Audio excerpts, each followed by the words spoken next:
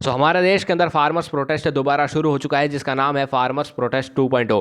इस प्रोटेस्ट के अंदर दोबारा से दिल्ली की तरफ किसान जो है, पंजाब और हरियाणा का किसान दोबारा से दिल्ली की तरफ कूच कर रहा है। पंजाब और हरियाणा के बॉर्डर सील हो चुके हैं। हरियाणा पुलिस जो है किसानों के ऊपर, जो प्रोटेस्टर्स हैं उनके ऊपर आंसू गैस छोड़ रही है, ड्रोन्स का इस्तेमाल कर रही है, बैरिकेड्स लगा रही है, और आम जनता को जो है, दिल्ली की आम जनता को बहुत ज़्यादा बड़ा ट्रैफिक जाम का सामना करना पड़ रहा है। इसी के साथ ही कई प्रोटेस्टर्स घायल भी हो रहे हैं, वहीं कई पुलिसकर्मी भी घायल हो रहे हैं। लेकिन प्रोटेस्टर्स की डिमांड है, मेन डिमांड अगर प्रोटेस्टर्स की देखी जाए तो वो है एमएसपी, जिसके बारे में आज अपन इस वीडियो में बात करेंगे। दूर हट जाएगी, बल्कि ये तो उसमें और बढ़ा रहे हैं।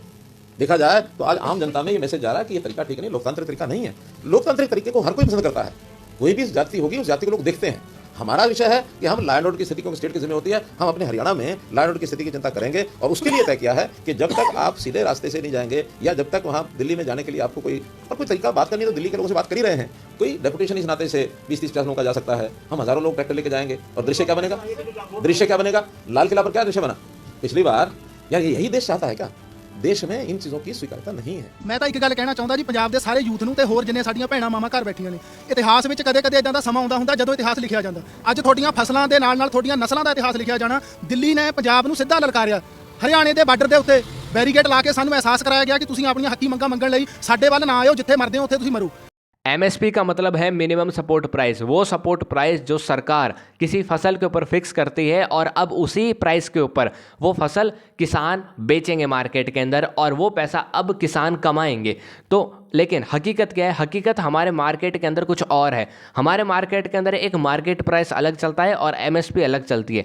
देश की मंडियों का हाल अलग है, वहाँ पे मार्केट प्राइस चलती है और मार्केट प्राइस एमएसपी से कम होती है, जिसके कारण किसानों को मजबूरी में आकर मार्केट प्राइस से अपनी फसलों को बेचना पड़ता है, बजाय वो एमएसपी पे बेचें। क्योंकि एमएसपी पे कोई खरीदता नहीं है, खरीदते हैं तो बहुत कम लोग खरीदते हैं, बहुत कम मंडी ऐसी जहाँ पे एमएसपी पे खरीदी जाती है। एमएसपी पे जब फसल नहीं बिकती है तब किसान को मजबूरन उस फसल को मार्केट प्राइस पे बेचना पड़ता है, और यहाँ पे किसान कहता है कि हमें नुकसान होता है। हालांकि किसान का ये कहना है कि एमएसपी जो इस देश की है अभी, यानी सरकार ने जो एमएसपी फिक्स कर रही है, वो जो एमएसपी है वो उनकी रियल एमएसपी से 25 से 30% कम है।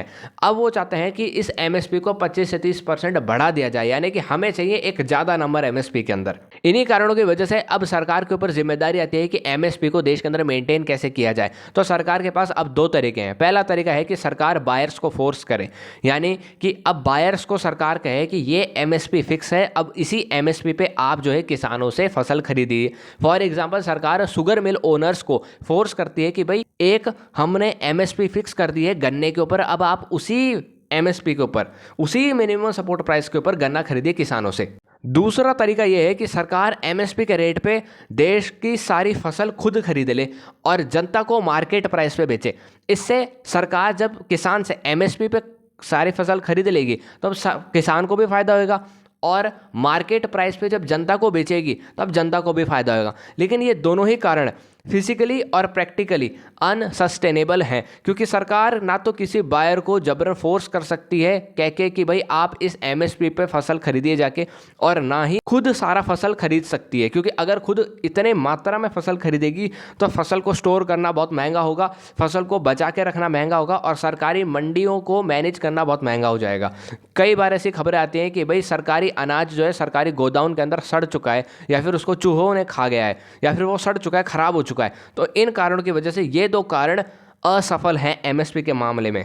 मगर इकोनॉमिस्ट कहते हैं कि एक कारण है जो एमएसपी को देश के अंदर सक्सेसफुल बना सकता है, और वो है पीडीपी, प्राइस डेफिशिएंसी पेमेंट्स। इसके अंदर क्या होता है कि सरकार मार्केट प्राइस को एनालाइज करती है, और मार्केट प्राइस क्या है उसको ध्यान में रखती है, उसके बाद में खुद एमएसपी डिसाइड करती है। फॉर एग्जांपल, सरकार एमएसपी निकालती है 2000 की और मार्केट चल रहा है 1000 का, तो सरकार किसान को कहती है कि आप मार्केट में जाइए और फसल को पहले एमएसपी पे बेचने का ट्राई कीजिए, यानी फसल को पहले 2000 में बेचिए। अगर फसल 2000 पे नहीं बिकती है तो आप फसल को 1000 मार्केट प्राइस पे बेच दीजिए, बाकी का 1000 हम आपको देंगे। यानी कि मार्केट प्राइस पे किसान जाके फसल को बेच देगा मंडी में 1000 में, और बचा हुआ 1000 एमएसपी का वो सरकार उसको पे कर देगी। ये होता है प्राइस डेफिशिएंसी पेमेंट्स। इसी के साथ ही मध्य प्रदेश देश का पहला राज्य है जिसने पीडीपी को ऑप्ट किया था भावांतर भुगतान योजना के तहत, और हरियाणा दूसरा राज्य है जिसने पीडीपी को ऑप्ट किया था भावांतर भरपाई योजना के तहत। लेकिन अब ये योजनाएं किसी तरीके से अनस्टेबल हो चुके हैं दोनों राज्यों के अंदर, क्योंकि यहाँ पे केंद्र सरकार की फंडिंग रुक रही है, केंद्र सरकार यहाँ पे फंड नहीं कर रही है। इसी के साथ ही कुछ इकोनॉमिस्ट का ये कहना है कि अगर 50% फंडिंग केंद्र सरकार इसको अपने ऊपर ले ले तो शायद ये योजना देश के अंदर सबसे सक्सेसफुल योजना बन सकती है। आप क्या सोचते हैं, कमेंट में जवाब दीजिए। जय हिंद, जय भारत।